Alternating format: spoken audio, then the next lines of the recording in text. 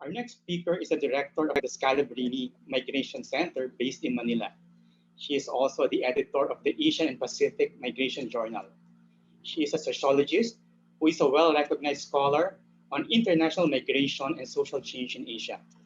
Her areas of interest and research work include gender, family and migration, migration and development, and migration governance. Through Scalabrini Migration Center, she also led an initiative on building a database on labor migration in Asia called the Migration Information System in Asia. Let us hear from Dr. Maruja Asis. Hello, good morning. Thank you very much, Jeff. I'd like to thank PMRN and PSSC for this invitation to be part of this panel. It's great to be among friends and old colleagues. And I'd also like to greet PMRN happy 25th anniversary. Parang kahapon lang, no? I really didn't realize that it has already been 25 years.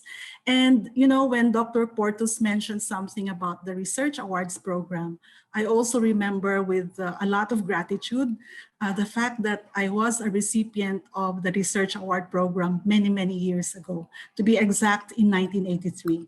And the grant that I received from the PSSC then helped me in finishing the writing of my thesis. So thank you very much. Let me try to share the screen because earlier I couldn't do it. Okay, now there it is. So,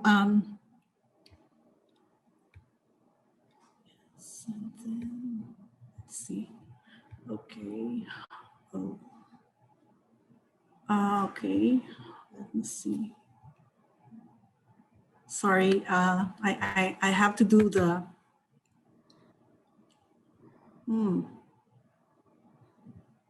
Sorry, I have to look for the screen. Okay. Anyway. Okay. Slideshow. Lower right-hand corner, Marla. Got it now, yeah. All right, thank you very much for your patience. So for this presentation, actually some of the things that I will be mentioning have already been mentioned by Dr. Bersales. And so I think that will also give me a lot more time to discuss about other things. But as indeed, as she has mentioned, in a sense, we can say that it's raining migration data in the Philippines. And that is a reflection of how our institutions on migration have become very well developed and well established in the Philippines. And as a result of that, because we have several migration related institutions, then these various institutions also generate data.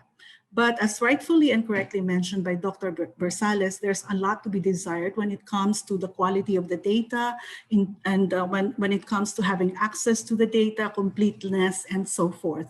So actually, there had also been several attempts to map out international migration data in the country, particularly those produced by government agencies.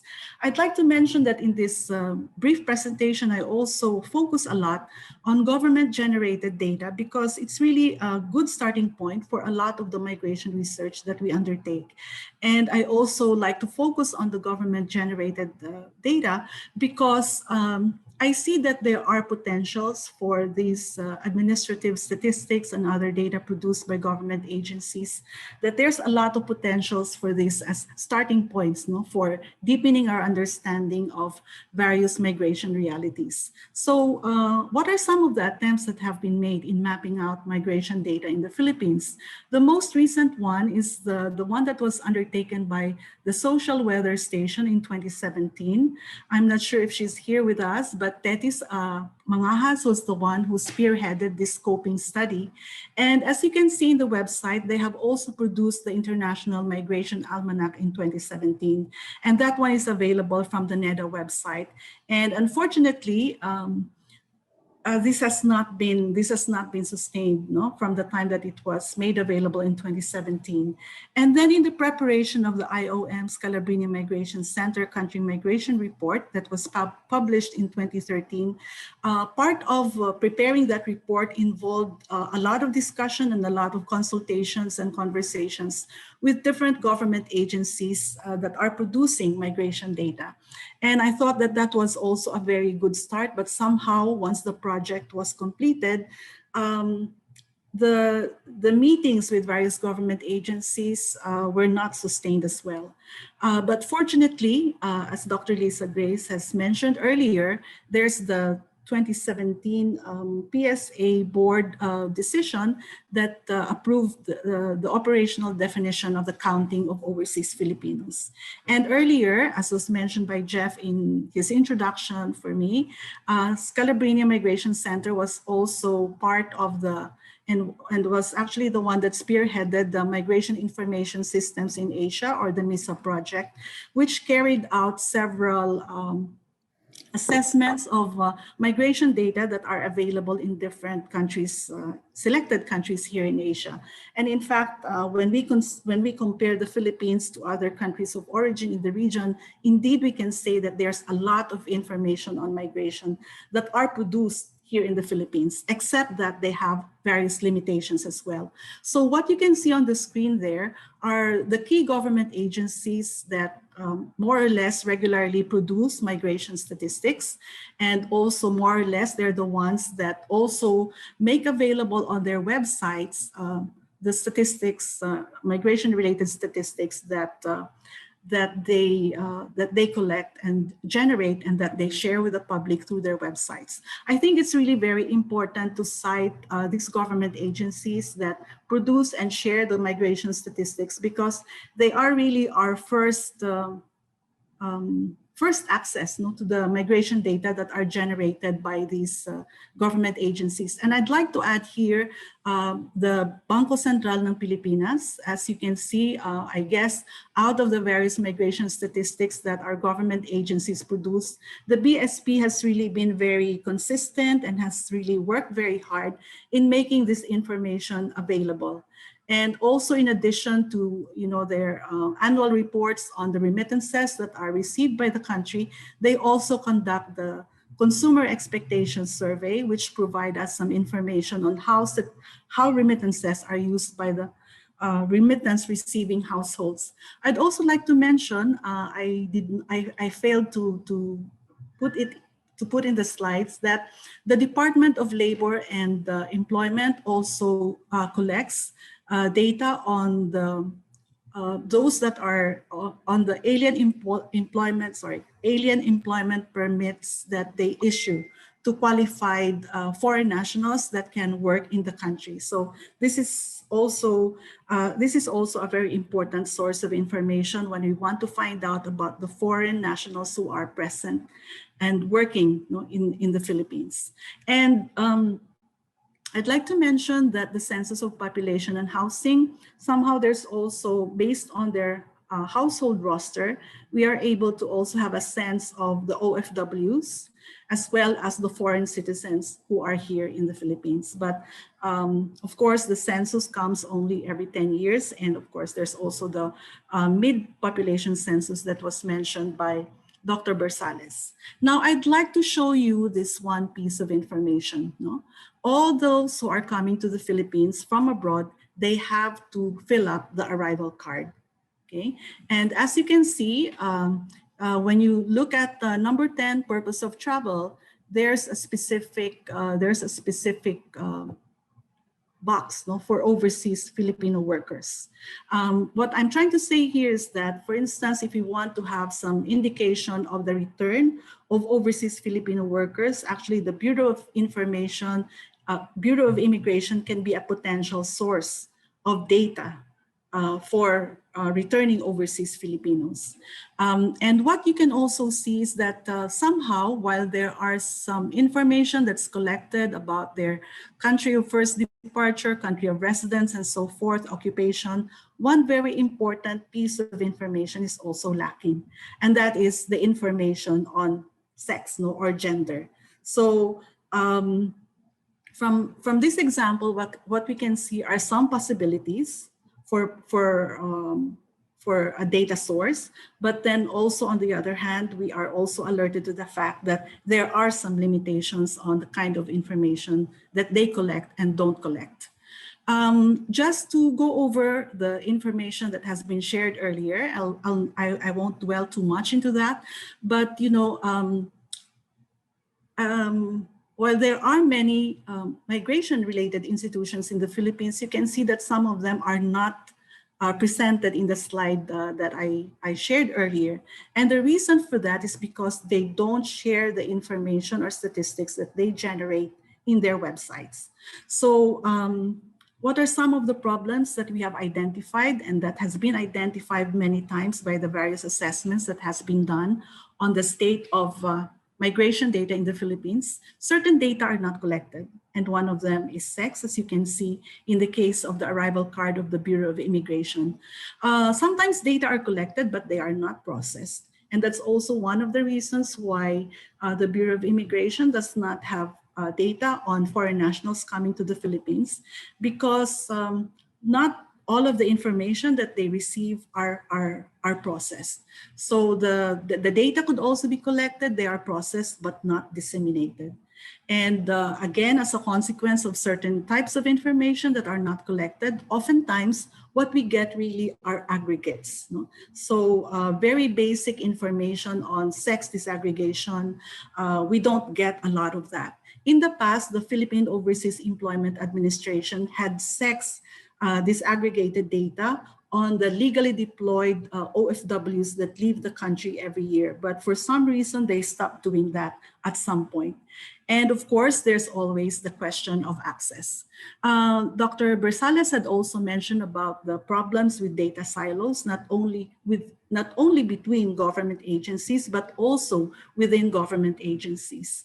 As someone who has also had some cooperation with government agencies on migration-related issues, I do sympathize also with the lack of resources that many of our government agencies do not really have. So some of those lack of resources are reflected in the fact that some of the agencies really badly need upgrade as far as equipment is concerned, and also the staff that is often assigned and dedicated to data issues. There's not really a lot of them. And of course, there's also the question of continuing staff training so that they could also be better equipped to handle new developments. I had already mentioned the fact that some good initiatives are not sustained. And for us researchers, what is also very crucial is really the difficulty of accessing this data. I remember many years ago that the former National Statistics Coordinating Board, they have very good data that they put on their website. And in addition to that, there's also the facility for that is offered to researchers to be able to somehow have an interaction with the data so that they can also present the data in the way that they would like it to be, or they can also make graphs if they wish to based on the raw data that's made available. So what are some of the persisting gaps?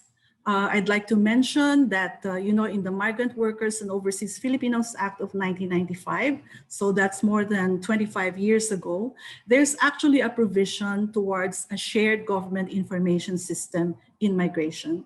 And of course, up until now, that hasn't been realized. Although I believe that in some government agencies are already trying to cooperate.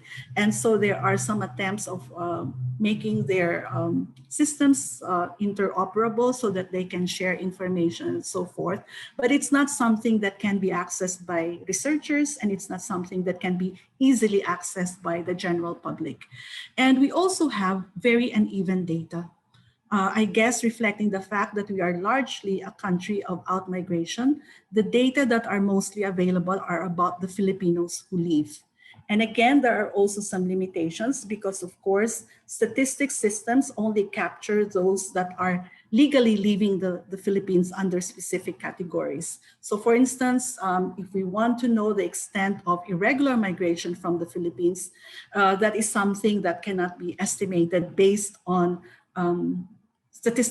government statistical systems. And actually it's a problem that's not unique to the Philippines, but is something that is shared by other countries as well. So for the most part, data on return migration are not available. Dr. Bersales mentioned about the attempts of the National Reintegration Center for OFWs. So indeed they have a database, but what I mean to say here about not being available is that it is not generally available to the public. So unless one makes a request to these government agencies for some access to this information, that's the only time that information can be available.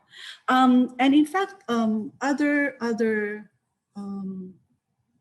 other gaps, no, about Filipinos who leave. We have a lot of information on those that are legally deployed as overseas Filipino workers, those who leave the country as registered immigrants, including marriage migrants. But what we also do not have information on is actually the number of Filipinos leaving the country to study abroad. No? So it's quite interesting that for us to have a sense of what is the extent and scale of international student migration from the Philippines, we have to access the data that is provided by the UNESCO, no? In their UNESCO information system website. And I'm not really quite sure how they're able to get the count, no? But that's one example of a gap in our international migration data. And what is sorely lacking is data on foreign nationals in the Philippines. These are not reported, no, except for occasional press releases. So for example, in the Bureau of Immigration website, one can only have a sense of the number of foreign nationals in the Philippines, the number of foreign nationals who have been nabbed for irregular entry or for involvement in some criminal acts, if you have to go through the news and press releases that are available. It would be a great wish list that we can have for the Bureau of Immigration to make this data available in the same way that, say, we have the data that are available, made available by the POEA on those that are leaving the country. So it would be good to know who are the foreign nationals here, what are the circumstances and the reasons for them being here in the Philippines. We just get to have a sense, no, of foreign nationals in the Philippines when a controversy comes up, no? Like the controversy with the Pogos. And then suddenly we realize that there are X number of Chinese nationals in the Philippines. But I guess the main thing that I'd also like to emphasize is that it's not only when a controversy arises, but really as part of our data activities that this information has to be regularly collected and also shared with the general public. Also, a persisting challenge is data that's available at the subnational level. So mention was made about the community-based monitoring system, and they have some rider questions on OFW households. And it's good to know that there's already the 2019 CBMS Act that would hopefully make CBMS more widely used by LGUs. But even then, the CBMS by itself and the fact that it has some data on OFW households, it's still not sufficient. And I think one of our participants here, Dr. Aleli Sobriviñas from LaSalle, she has had some experience in using the CBMS data and supplementing it with other information as well. So maybe she can share the information with us later. And of course, the main limitation of administrative data is that they are not really collected for research purposes, but they are collected because they meet the mandates, the need to meet the mandates of the specific institutions. And so they are not really a very sufficient basis for policy making and for understanding, for providing explanations about determinants, consequences, long-term prospects, and that kind of questions. Those kinds of questions will have to be met by specific research activities. Mention has already been made about the operational framework, so that's really very good news. And that gives us the possibility to improve the stock estimate of overseas Filipinos. And as promised, according to this particular framework, then it also offers the possibility to provide data on international migration to the Philippines, including the return of overseas Filipinos. So this was approved already in 2017, but so far the Interagency Committee on Migration Statistics, I guess, has to move forward, especially in improving the stock estimate of overseas Filipinos.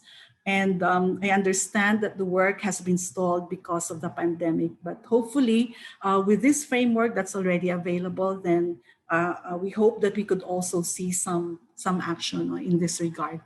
I will not dwell on that. And yes, mention was also made about the 2019 National Migration Survey. But we also have to remember that this is a baseline survey. So I guess, so again, it will not answer all the other questions that we think are important. But it is a good starting point. And what is good about the 2018 National Migration Survey is that I understand from the PSA that this is already available as a public use file. Okay. Now, there are also some new developments that have been generated because of the pandemic. So what did the pandemic, how did the pandemic impact on migration data? Well, first of all, it highlighted the need for data because we have to find out what has been the impact of the pandemic on the overseas Filipino workers that are abroad. How have they been affected? How's their health? How's their welfare? How many displaced OFWs are there, and how many stranded OFWs are there, and what are their repatriation needs?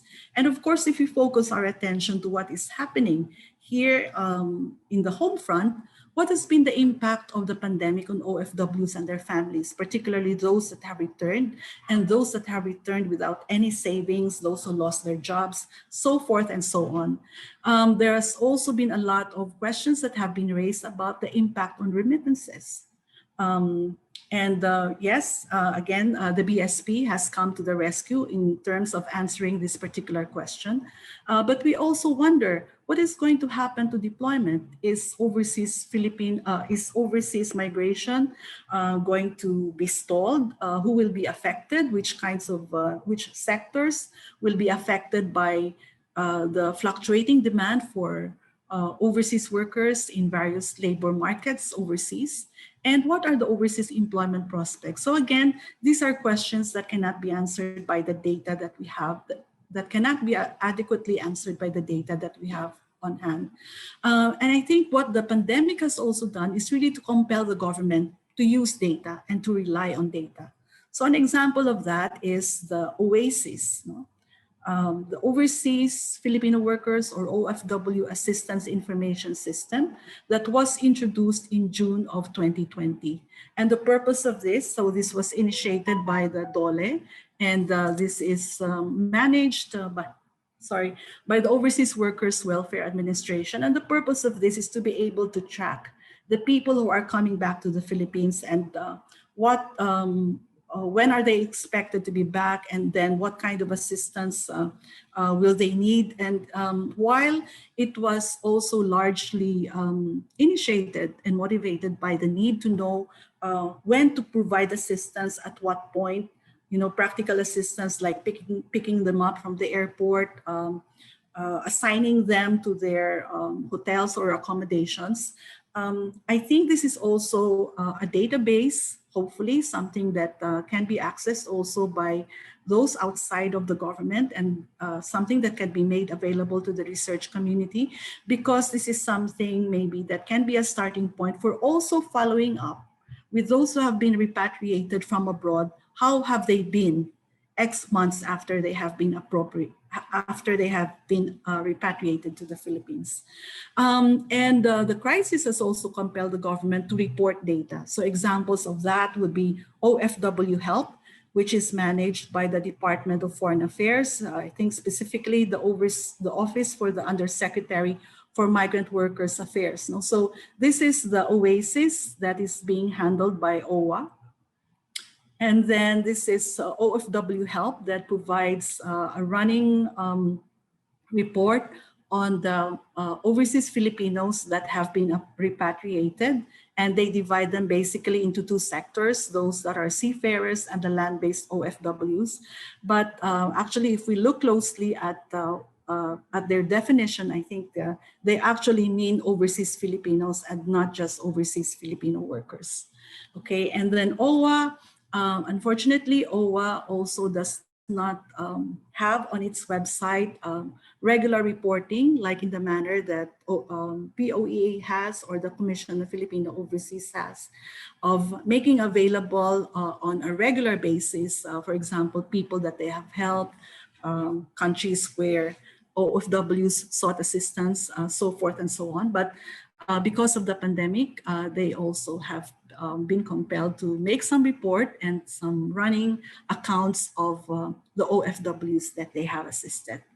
Okay, so I don't want to end this presentation on a negative note, because I think there are really some silver linings, and so I just like to end with a few steps and steps and some ideas that probably we can work on individually as well as collectively. So I think we have to remember that despite the fact that there are many limitations with government-generated data, we have to continue our role as co-producers of migration knowledge. I think one thing that we can do, particularly now that it's very difficult to collect primary data, we probably need to also focus our sights on possibilities for secondary analysis. And if the information on the availability of the National Migration Survey, for example, is correct, that it is now available as a public use file, then I think that this presents great opportunities for various types of secondary analysis that can be done. And maybe the PMRN can also offer, as one of its activities, training on the use of secondary data analysis. Because apart, of course, from the National Migration Survey, there are other types of surveys that are existing. Some of them are university-based. Some of them are also available from the center. And it's also a good way to move forward and not just stop with the baseline information. And I think also as members of the academic community, there's the continuing advocacy in promoting evidence-based knowledge for policymaking. We can also use as a point of reference the Global Compact on Migration, because this is something that this is a compact that the Philippine government agreed to. And let me just see. The Global Compact, I think it's very unusual for a Global Compact to have as its first objective the goal to collect and utilize accurate and disaggregated data as basis for evidence-based policies. So I think since the Philippines signed this, we can also use this as, I think, material, for our advocacy. Close to 50 years of sustained labor migration from the Philippines, I think it's also time for the government to invest in research. We can cite the 2018 National Migration Survey as an example, and we hope that it's not going to be the last as well. And in relation to this, hopefully also with the collective groups like the PMRN, we can continue also the advocacy to enhance access to databases. I know that government agencies sometimes get nervous about people outside of government agencies requesting data from them because they're afraid of violating the Data Privacy Act, or maybe sometimes I think they're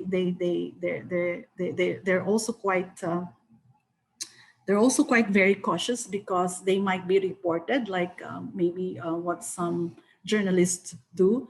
So I think it's also a matter of assuring them that as a research community we do subscribe and follow ethical practices in the conduct of research. And hopefully with the turn to whole of society approach in governance that has been demanded by the current pandemic, this may also incline government agencies to expand membership of interagency committees to include other stakeholders as well, including the academic community. So it's not only government agencies talking amongst themselves, but also other stakeholders like the research community. And lastly, I think for researchers, especially because we are operating in a climate of post-truths and also fake news, then there's also also our responsibility to share evidence-based knowledge beyond academic venues and formats.